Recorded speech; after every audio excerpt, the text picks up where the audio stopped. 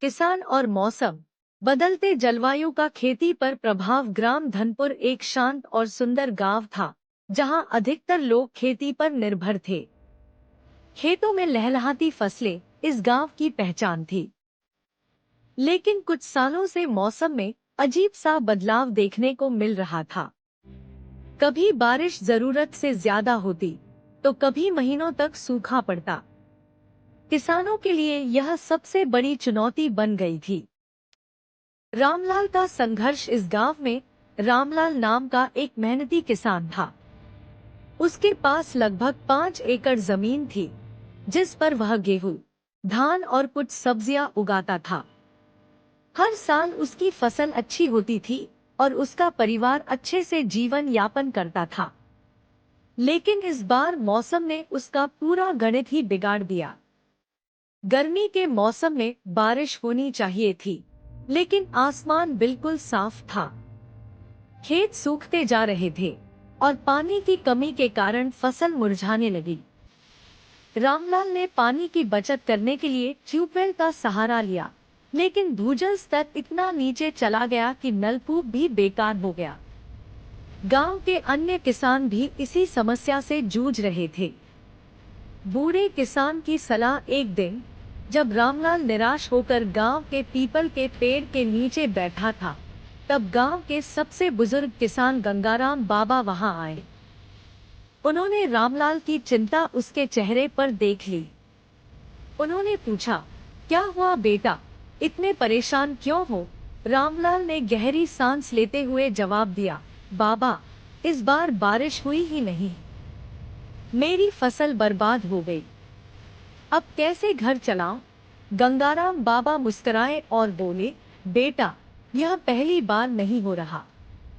जब मैं तुम्हारी उम्र का था, तब भी एक बार ऐसा हुआ था। पर हमने हार नहीं मानी। हमें नई तकनीकों का सहारा लेना होगा।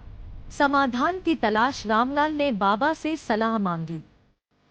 बाबा ने बताया कि अब परंपरागत खेती से आगे बढ़कर ड्रिप इरिगेशन, टपक सिंचाई जैसी तकनीकों को अपनाना होगा, जिससे पानी की बचत भी होगी और फसल को पर्याप्त नमी भी मिलेगी।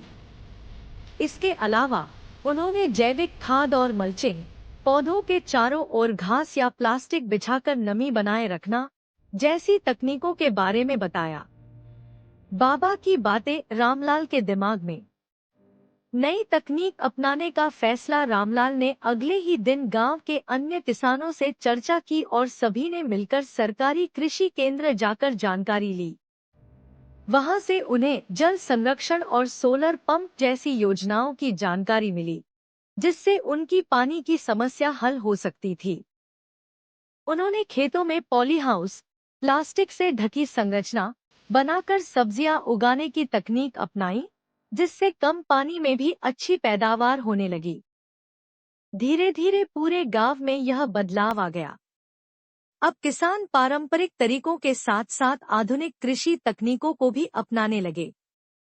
नया सवेरा। कुछ महीनों बाद जब फसल काटने का समय आया, तो रामलाल की मेहनत रंग लाई।